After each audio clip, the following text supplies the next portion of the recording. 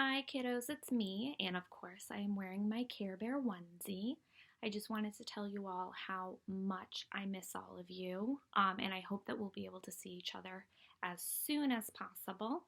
We're going to be starting parent teacher conferences next week, so I'm hoping I will have a chance to video conference with some of you, and I'll be able to see your faces. And then we'll be jumping into some learning from home. And I have some really cool things that I want to be able to kind of try out with you on Google Classroom. I wanted to start something new with you today.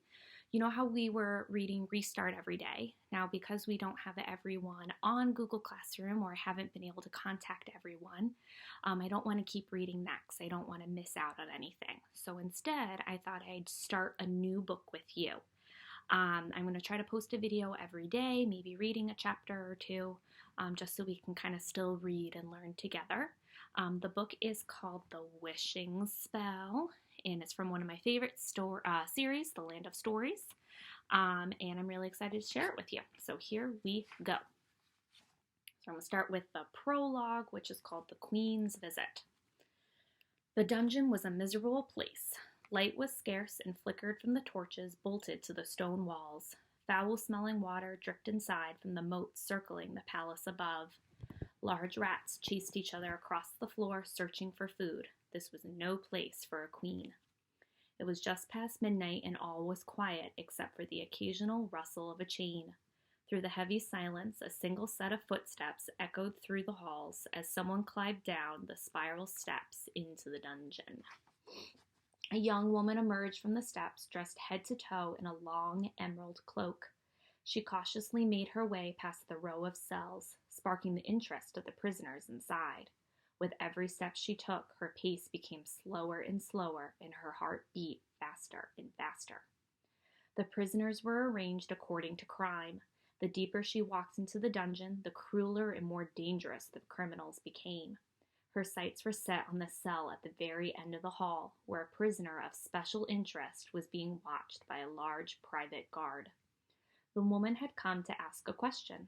It was a simple question, but it consumed her thoughts every day, kept her lying awake most nights, and was the only thing she dreamed about when the little sleep she managed. Only one person could give her the answer she needed, and that person was on the other side of the prison bars ahead. I wish to see her, the cloaked woman said to the guard. No one is allowed to see her, the guard said, almost amused by the request. I'm on strict orders from the royal family. The woman lowered her hood and revealed her face. Her skin was as pale as snow, her hair was as dark as coal, and her eyes were as green as a forest. Her beauty was known throughout the land, and her story was known even beyond that. Your Majesty, please forgive me, the stunned guard apologized. He quickly bent into an overly pronounced bow. I wasn't expecting anyone from the palace. No apology necessary, she said, but please do not speak of my presence here tonight. Of course, the guard said, nodding. The woman faced the bars, waiting for them to be raised, but the guard hesitated. Are you sure you want to go in there, Your Highness? The guard said. There's no telling what she's capable of. I must see her, the woman said, at any cost. The guard began turning a large circular lever, and the bars of the cell rose. The woman took a deep breath and continued past them. She journeyed through a longer, darker hallway where a series of bars and barriers were raised and then lowered after she walked past them. Finally, she reached the end of the hall. The last set of bars were raised, and she stepped into the cell. The prisoner was a woman. She stood on a stool in the center of the cell and stared up at a small window. The prisoner waited a few moments before acknowledging the visitor behind her. It was the first visitor she had ever seen, and she knew who it was without looking. There was only one person it could be. Hello, Snow White, the prisoner said softly. Hello, stepmother, Snow White replied with a nervous quiver. I hope you are well. Although Snow White had rehearsed exactly what she wanted to say, she was now finding it nearly impossible to speak. I heard that you are the queen now, her stepmother said. It's true, said Snow White. I've inherited the throne as my father intended. So to what do I owe this honor? Have you come to watch me wither away? Her stepmother said. There was such authority and power in her voice. It was known to make the strongest of men melt like ice. On the contrary, Snow White said, I've come to understand. To understand what? Her stepmother asked harshly. Why, Snow White hesitated, why you did what you did. And with this finally said, Snow White felt a weight lifted off her shoulders. She had finally asked the question that had been so strongly on her mind. Half of the challenge was over. There are so many things about this world that you don't understand, the stepmother said, and turned to look at her stepdaughter. It was the first time in a long time that Snow White had seen her stepmother's face. It was the face of a woman who had once possessed beauty without flaw, and the face of a woman who had once been queen. Now the woman sitting before her was just a prisoner whose looks had faded into a permanent, sorrowful scowl. That may be, Snow White said, but can you blame me for trying to find some sort of reason behind your actions?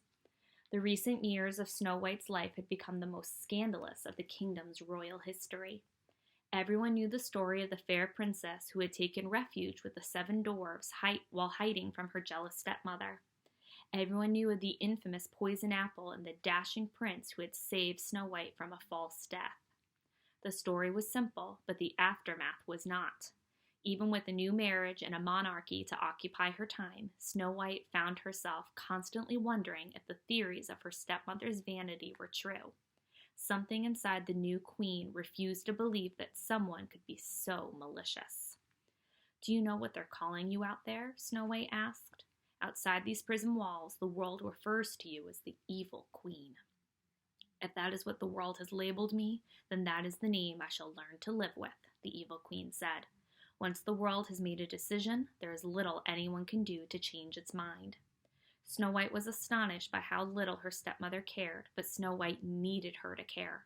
She needed to know there was some humanity left in her. They wanted to execute you after they discovered your crimes against me. The whole kingdom wanted you dead. Snow White's voice faded to a faint whisper as she fought off the emotions building up inside her. But I wouldn't allow it. I couldn't. Am I supposed to thank you for sparing me? The evil queen asked. If you expect someone to fall at your feet and express gratitude, you've come to the wrong cell. I didn't do it for you. I did it for myself, Snow White said. Like it or not, you are the only mother I have ever known. I refuse to believe that you are the soulless monster for the rest of the world claims you to be. Whether it's true or not, I believe there is a heart deep down inside of you. Tears rolled down Snow White's pale face. She had promised herself she would stay strong, but she had lost control of her emotions once she was in her stepmother's presence. Then I'm afraid you're wrong, the evil queen said.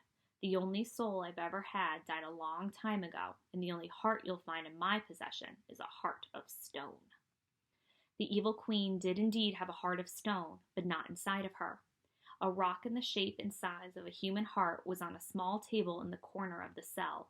It was the only item the evil queen had been permitted to keep when she was arrested. Snow White recognized the stone from her childhood. It always had been very precious to her stepmother, and the evil queen had never let it out of her sight. Snow White had never been allowed to touch it or hold it, but nothing was stopping her now. She walked across the cell, picked it up, and curiously stared down at it. It brought back so many memories. All the neglect and sadness her stepmother had caused her as a child rushed through her. All my life I only wanted one thing, Snow White said. Your love. When I was a girl, I used to spend hours hiding in the palace just hoping you would notice I was missing, but you never did. You spent your days in your chambers with your mirrors and your skin creams and this stone.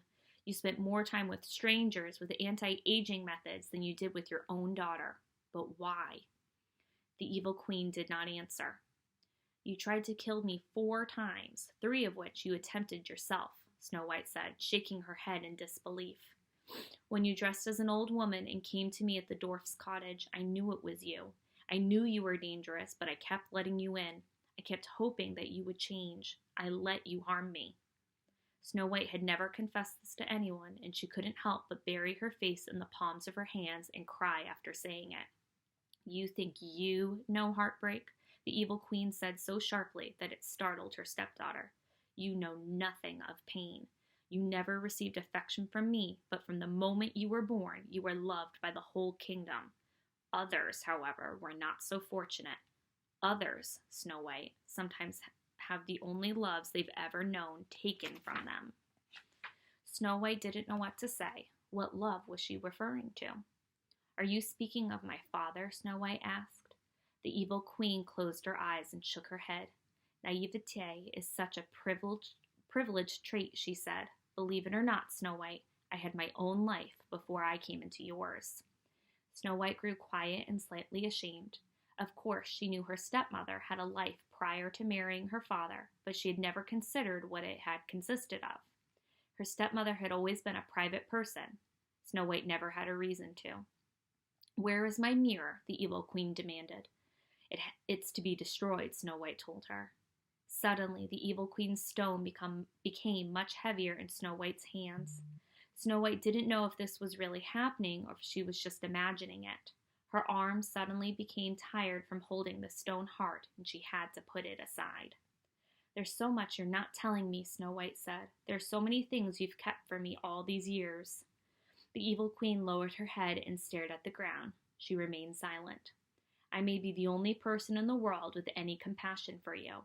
Please tell me it isn't going to waste, Snow White pleaded.